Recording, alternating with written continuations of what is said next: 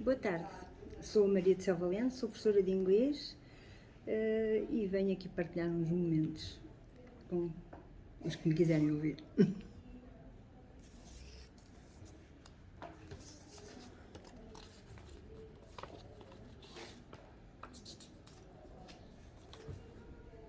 Ora, primeira questão: quais são as principais memórias que guarda dos primeiros tempos enquanto professora? Ora, as memórias são várias e umas melhores, outras piores, como tudo. Há memórias dos colegas, dos alunos, do início de um percurso. Relativamente aos colegas, é engraçado porque era uma época um bocadinho diferente e há uma dúvida, uma questão, uma pergunta que era recorrente, que era: é colega ou provisória? Que era uma pergunta que hoje, felizmente, as pessoas já não fazem. Não quer dizer que algumas não pensem, mas não a fazem. E era realmente um bocadinho desagradável, porque se nós estávamos na profissão por gosto e tínhamos de facto interesse em prosseguir nela, sentíamos logo ali um bocadinho um choque de início. Mas pronto, isso depois era ultrapassado. Relativamente aos alunos, tenho muito boas memórias. Eram tempos em que os alunos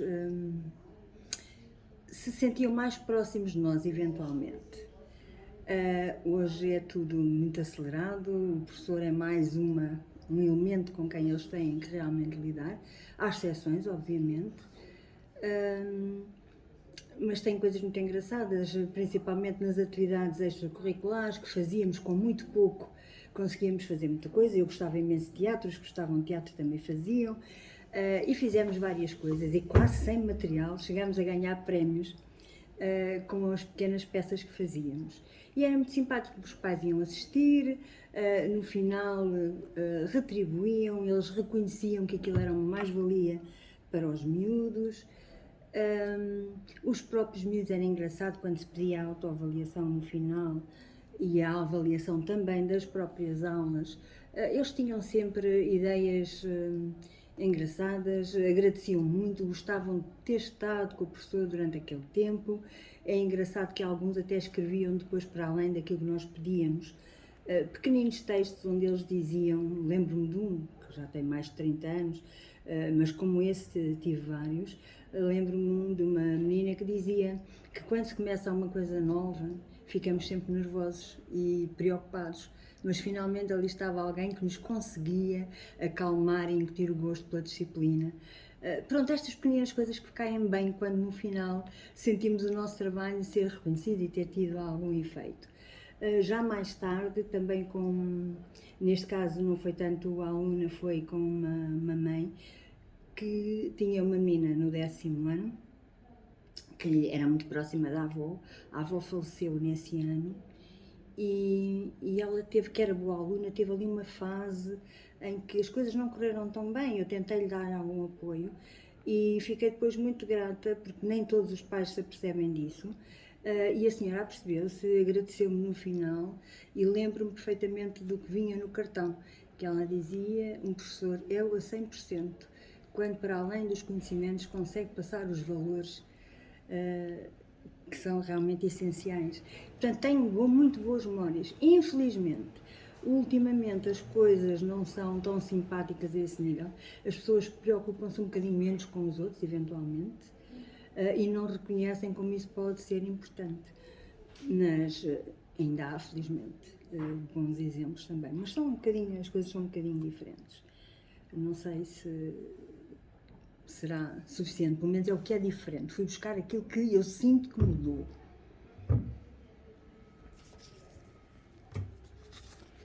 Ora, a segunda questão. Sendo que a escola, no geral, tem acompanhado eficazmente as transformações ocorridas na nossa sociedade,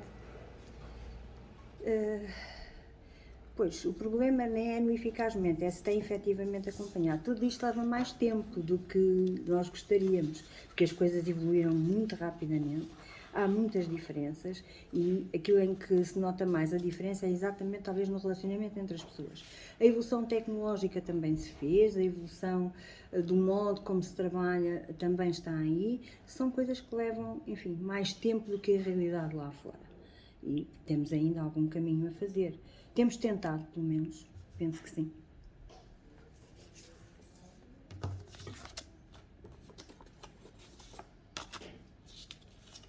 Ora, como docente de inglês, quais as grandes vantagens que destaca na aprendizagem da língua inglesa?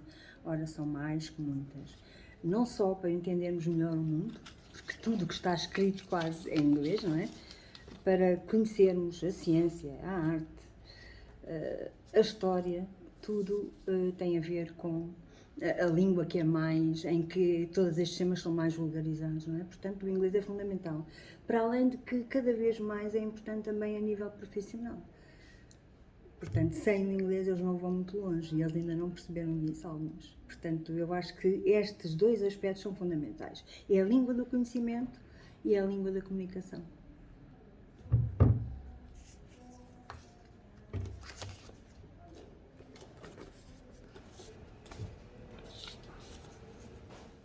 Quais as atividades que mais gosta de desenvolver em contexto de sala de aula?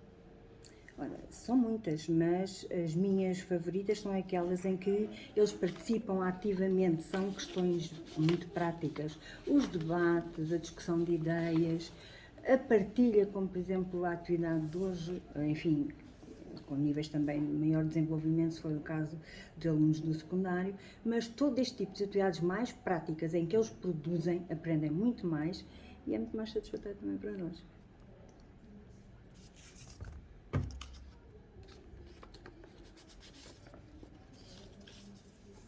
Qual a sua opinião sobre o livro que trouxe hoje consigo?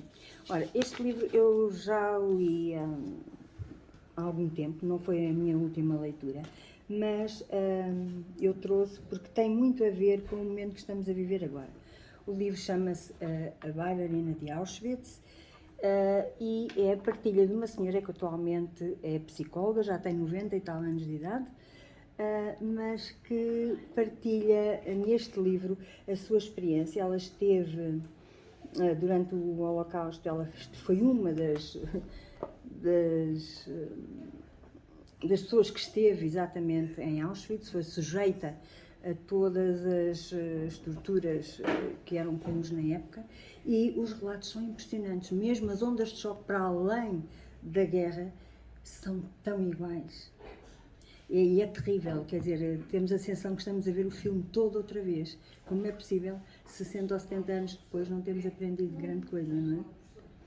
E de facto, ela como psicóloga, não é psiquiatra, psicóloga, ela tem estado empenhada em tratar pessoas com problemas, nomeadamente os soldados que sofrem de stress pós-traumático, mas outras áreas da vida familiar, e ela tem utilizado a mesma técnica que usou com ela própria, tentar enfrentar os medos, não se vitimizando, mas tentando superar através de enfrentar cada situação. Tanto que ela, passados 60 anos, volta a Auschwitz, porque precisa de resolver um problema que ela acha que não está ainda clarificado. Portanto, ela acredita que é em nós que está a solução para ultrapassarmos todos os problemas. Portanto, é a nossa mente, somos nós próprios, ninguém nos pode de facto ajudar se nós não quisermos. E é por isso que eu peguei neste livro, porque de facto, apesar do tema ser duro, mas depois há esse lado da esperança e de acreditarmos que conseguimos ser nós e ultrapassar.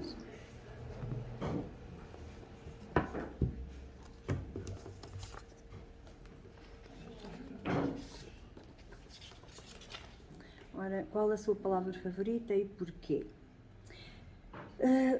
Possivelmente não é só uma palavra favorita, mas a primeira que me ocorre é mar. Mar porquê? Pela imensidão, pelo sentido de liberdade, pelo facto do sol se espelhar na água, tudo isso, não é? Portanto, são situações e sensações que me são agradáveis. Eu, por exemplo, quando estive lá para o norte, estive na zona da Serra da Estrela e tinha, a minha casa era a Serra da Estrela de um lado e a Serra da Gardunha do outro. Portanto, numa janela eu via uma, da outra janela havia outra. E houve momentos que aquilo era um bocadinho deprimente, porque eu estava habituada ao mar, e à imensidão, e à amplitude, e portanto ao horizonte alargado que eu tinha. E aquele horizonte limitado, embora eu gostasse do espaço, e era lindo em maio, por exemplo, que era com muita flor, mas eu sentia essa opressão, e o mar não, tem a sensação exatamente oposta.